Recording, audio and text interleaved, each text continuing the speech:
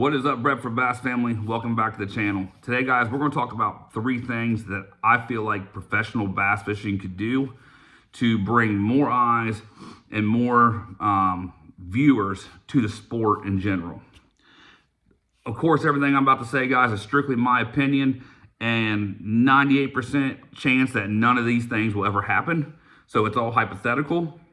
But I do feel like if they could at least implement a couple of these things I'm about to talk about, that it would greatly improve the viewership of the sport. So let's get right into it. The first thing, I think they need to go to one professional league. Right now you got Bassmaster, you got MLF, and MPFL. That's 3 professional fishing leagues. That's too much. It's too much. Honestly, guys, in the grand scheme of things, if you look at the entire picture of what the fishing industry is and the market, it's not that big compared to other markets. It's really not. Not the same size as other sports markets. It's really not. So having 3 fishing leagues is stupid. It's like taking 1 pack of ramen noodles and trying to feed a family of 40. It just don't work that way. They need to go to one professional fishing league, whether one of the leagues, Bassmaster, or whoever has to buy the other 2 out, or some rich business, or an investor needs to come in and buy all 3 leagues and start a new league, whatever it is. I don't care how they get there. But one professional bass fishing league with the top 75 to 100 anglers in the world on one tournament trail. That's what needs to happen. And then you have one feeder system to qualify for that circuit. And maybe the top, if you have 100 anglers, maybe the top 80 requalify for the next year and they replace 20 guys. Whatever it may be. One professional league. That has to happen. The second thing, they got to ban forward-facing sonar. Now, let me say this. I am not against forward-facing sonar. I'm not all about forward-facing sonar. I could really give 2 shits about how anybody feels about forward-facing sonar. This is not a Randy Blockett bitch rant fest I'm about to go on. It's nothing like that. This is truthfully from a viewership standpoint. And whether you're pro forward-facing sonar or you're against forward-facing sonar, it's terrible to watch. It's terrible. And even if you are all about forward-facing sonar and you have it on your boat, you have to admit, you have to be honest with yourself. The shit sucks to watch on TV. It sucks. Bass fishing in general, is already boring and hard enough to watch. But now you got these guys out there staring at the screen, holding a spinning rod, shaking a little minnow. It's terrible. It's like the worst thing that's happened to bass fishing, at least from a viewership standpoint. Will they ever change it? Probably not. Will it ever completely go away? Probably not, because I think there's too much money in forward-facing sonar in these electronic companies. I think they got too much invested with these leagues. I could be wrong. I don't know, but something's got to change. Now, I know MPFL did ban it 100%. I know MLF has a rule now where they can use it one period, they can't use it another period. And Bassmaster essentially just limited the amount of live scope transducers you can have on the boat and then the amount of screen size you can have on the boat. But ultimately, you got to get to one professional fishing league and you got to ban forward-facing sonar. It's just what it is. And I promise you, I would say 80% of the professional anglers out there would be completely fine with it. A lot of these guys have it because they have to have it to compete, which I fully understand. So that's my top 2 things. The last thing, not least, is I think they need to regulate all equipment better in professional fishing. One of the top things I mean by that is they need to get rid of the 250 horsepower outboard motors. It's stupid. It's dangerous. They're very expensive. It's unobtainable to most average guys. But most importantly, it's just, they're dangerous. We are seeing a serious uptick in bass boat accidents over these last few years.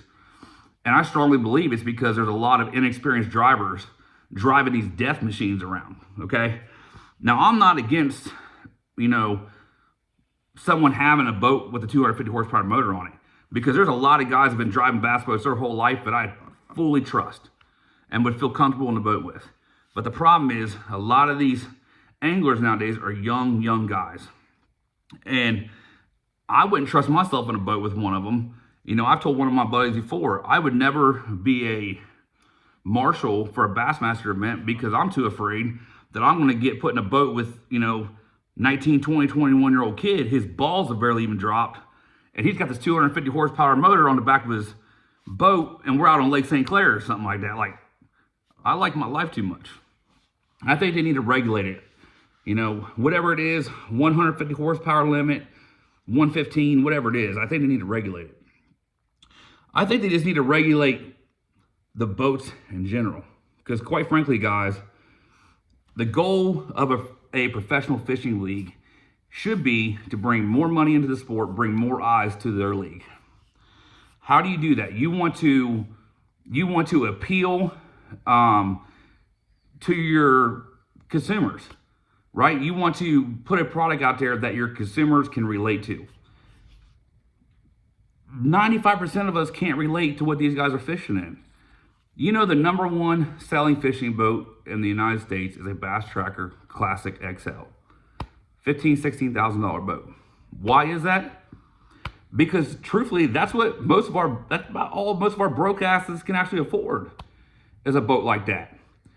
Of course, we'd all love to have a 21-foot Icon with, $60,000 electronics on it. But this is not obtainable for all of us. And I'm not saying there's anything wrong if you have a boat like that. Good for you. But I think from a professional league standpoint, you should want to make your product that you're selling as relatable to your consumers as possible.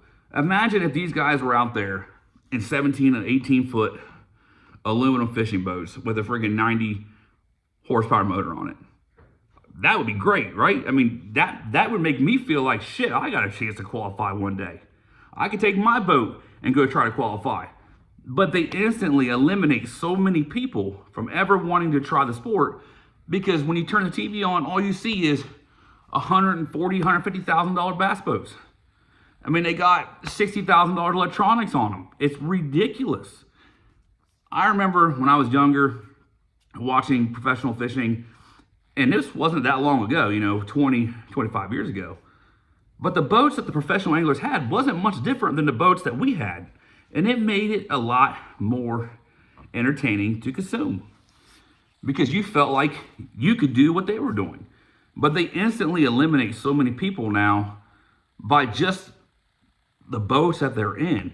And they open up the rod locker and they got 147 rods in there. Most of us can't obtain that. And I think that turns people off. Like I said, I'm not against people having those things. I'm not. I don't want this to sound like I'm some jealous hater. It's not like that at all. I'm just talking about from a viewership standpoint, to get more eyes to professional bass fishing. I feel like that's something that they need to do. That's my 3 things, guys. I'm not going to keep babbling along here. So everybody stay safe out there, and I'll talk to you soon. Peace.